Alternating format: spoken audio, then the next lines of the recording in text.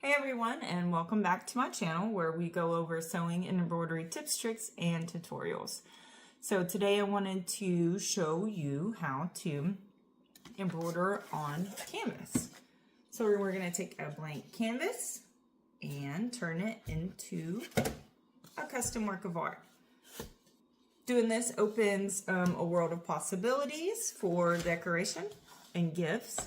So follow along with me and make sure you like and subscribe and comment with any questions.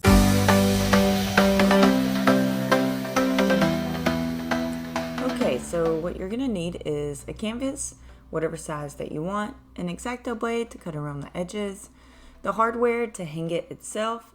Paint is optional, you could use stain or just leave it as is.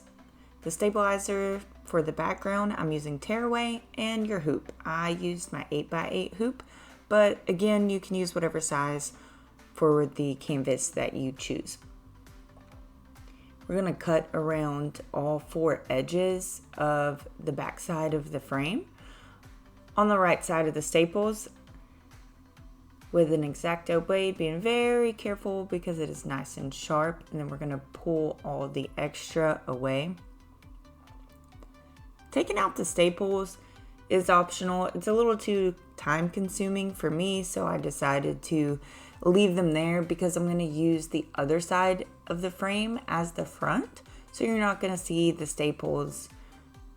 It's already too much of a hassle to try to get the canvas off of the staples. That takes a little time, so I'm not worried about the staples themselves.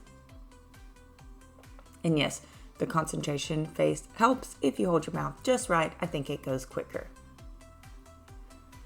See, I flipped the frame over and then I'm gonna get my paint.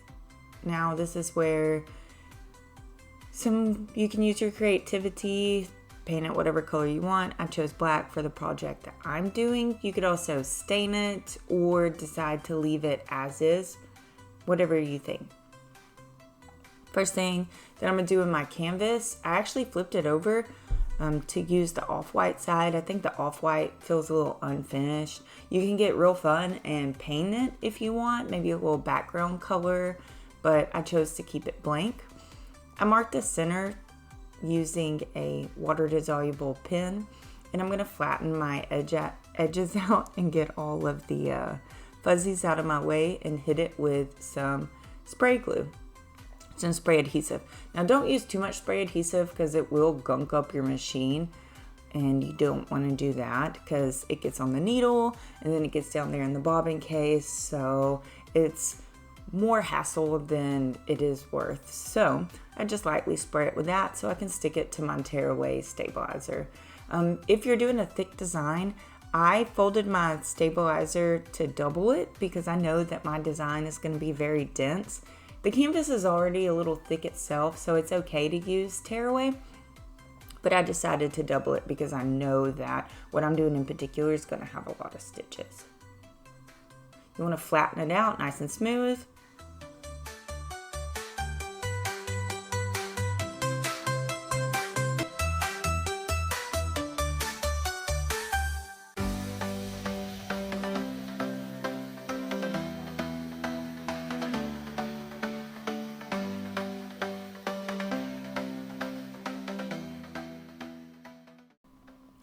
And once it's all done in your hoop, I trimmed all my little jump stitches away, nice and pretty, took it out of the hoop.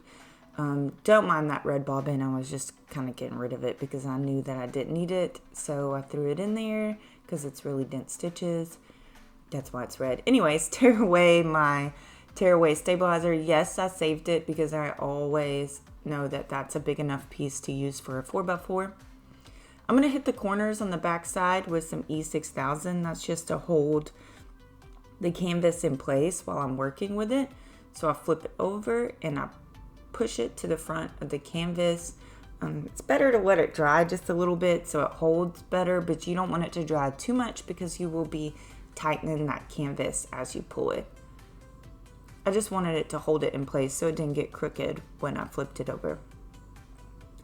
I use my stapler.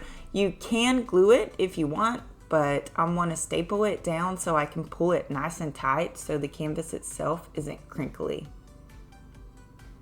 I go ahead and do the edges to get it nice and set in and make sure that I didn't staple it crooked.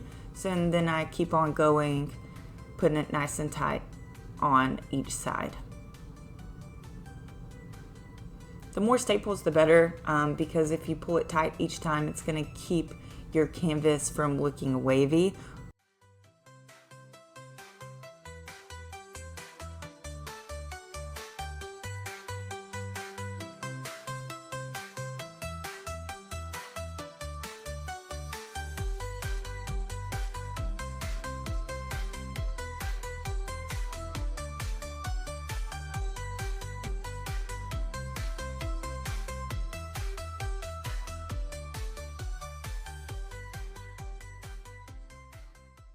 Once it's finally stapled to your liking, you can get your X-Acto blade back out and trim each of the edges so they don't show on the front, so it looks like it did originally.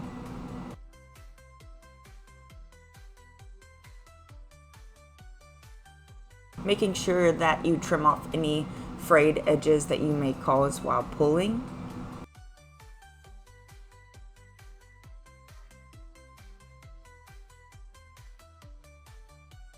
Then I take my hanging hardware I got from a kit, and then I just hit the edges with some E6000, which is my favorite glue because it works for many craft projects. And I center it right there in the middle so I can hang it later when it dries. Make sure to like and subscribe and comment with any questions. As always, happy stitching.